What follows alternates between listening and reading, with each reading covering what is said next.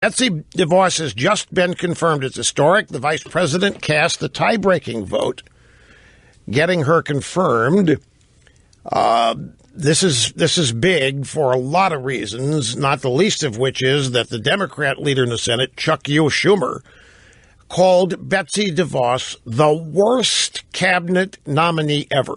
This is the nominee. Betsy DeVos was the nominee that the Democrats decided they were going to destroy.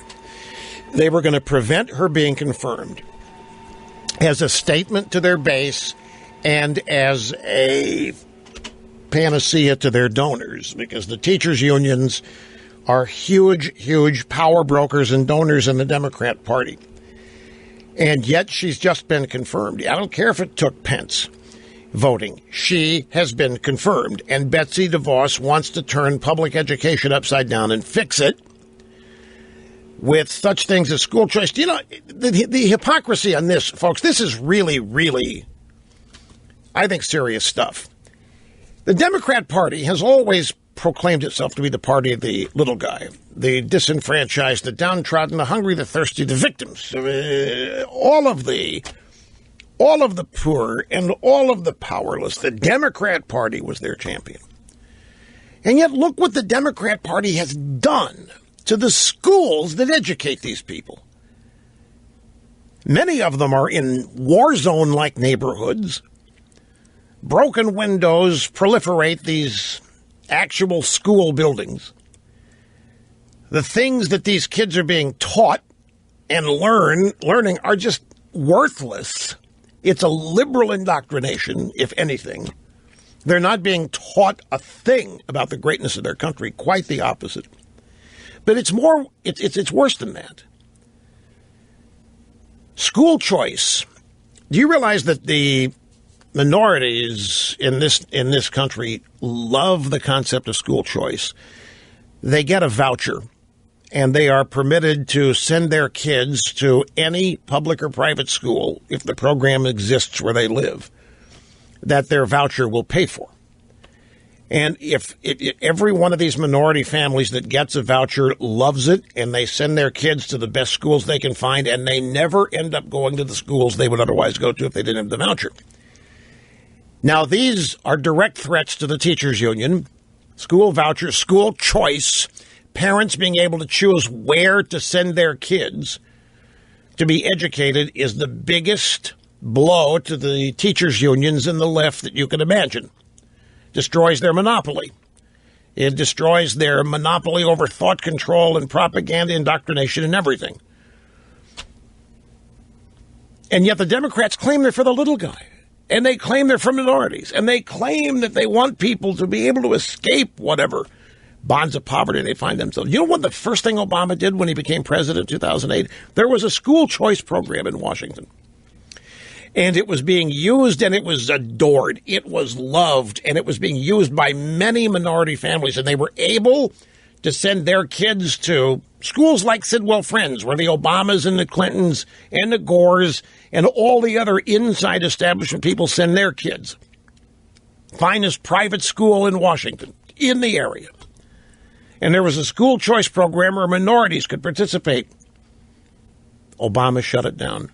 I mean, within weeks of being inaugurated, just shut it down. Because he had to. He had to please the teachers' unions who had donated greatly. And he shut down a program that his own voters cherish. He shut down a program that his own voters aspire to. Because I don't care where you are, every parent wants the same thing. They want a better life for their kids.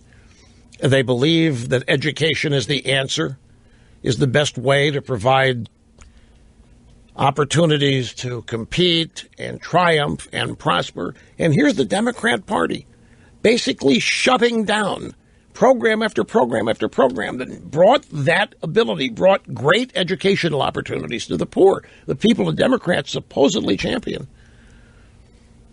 And they're never called on it. They are never criticized for it. They are never, ever questioned about it. And it really is. You talk about compassion. There is zero compassion in the way the Democrats have dealt with this. Well, Betsy DeVos represents many things, but primarily she represents a big, big blow to the monopolistic control over public education that the teachers' unions in this country have.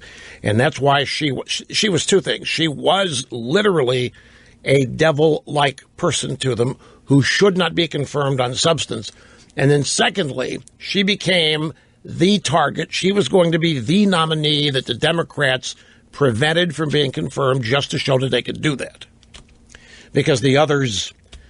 Now, since she was the worst of the worst, she's the worst nominee ever, Chuck Yu is kind of in a bind now because all the remaining nominees are clearly better than she is because she's the worst ever.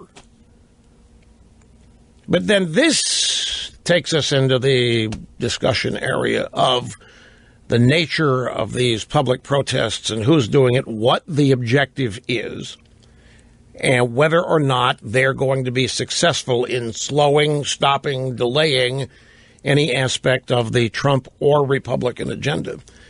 And I'll tell you, regarding the headline here, voters await economic revival in part of pro-Trump America. Now, I know it's an AP story and they're out trying to cause trouble.